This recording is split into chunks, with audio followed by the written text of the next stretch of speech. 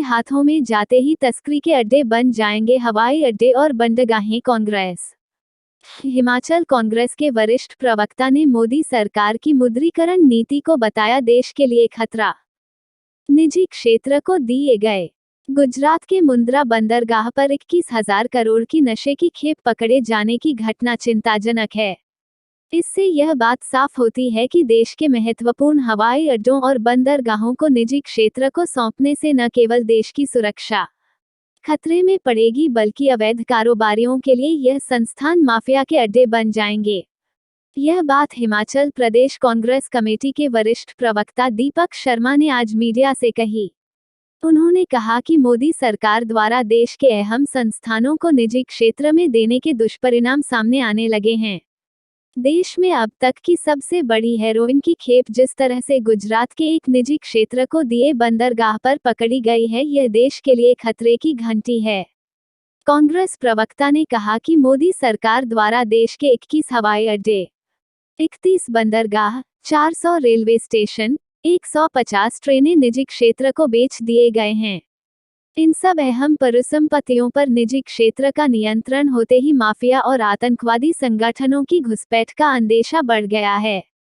गुजरात के मुंद्रा बंदरगाह की घटना देश के लिए किसी चेतावनी से कम नहीं है। अगर मोदी सरकार इसी तरह देश की सुरक्षा की दृष्टि से महत्वपूर्ण हवाई अड्डों, बंदरगाहों, रेलवे स्टेशनों, ट्रेनों को निजी क्षेत्र को सौंपती रही तो देश बड़े खतरे में पड़ जाएगा। यह निजीकरण न केवल सुरक्षा के लिए खतरा पैदा करेंगे बल्कि आर्थिक रूप में भी देश को बड़ा नुकसान देंगे।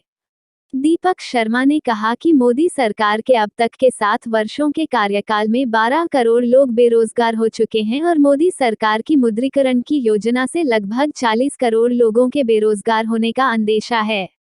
कांग्रेस प्रवक्ता ने कहा कि देश की जनता को अपनी सुरक्षा और रोजगार को ध्यान में रखते हुए मोदी सरकार की इस जनविरोधी, देश विरोधी नीतियों के खिलाफ खड़े होना पड़ेगा, वरना देश को भारी नुकसान होने की आशंका है।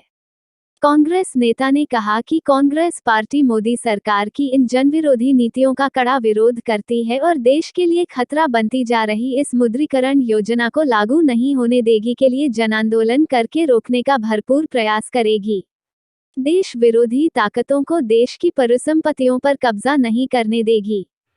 गुजरात में निजी क्षेत्र द्वारा संचालित मुंद्रा बंदरगाह में जिस तरह से हेरोइन की देश की अब तक की सबसे बड़ी खेप पकड़ी गई है, जिसमें आज मीडिया रिपोर्ट के अनुसार 3,000 किलो हेरोइन पकड़ी गई, जिसका बाज़ार मूल्य लगभग 21,400 रेलवे स्टेशन, 150 ट्रेनें जो हैं वो निजी क्षेत्र को बेच दी हैं।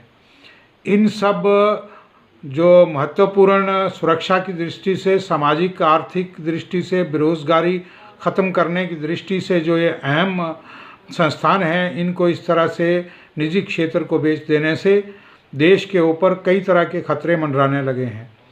और ये जो मुंद्रा बंदरगाह पे घटना घटी है, इससे ये बात साफ नज़र आने लगी है कि आने वाले समय में ये जो है वो खुला हो जाएंगी और इस पे देश की सुरक्षा को जो है वो खतरा पैदा होगा। निस्संदेह कांग्रेस पार्टी इस तरह हमीरपुर से आपका फैसला टीवी के लिए ब्यूरो चीफ सुरेंद्र कटोच की रिपोर्ट।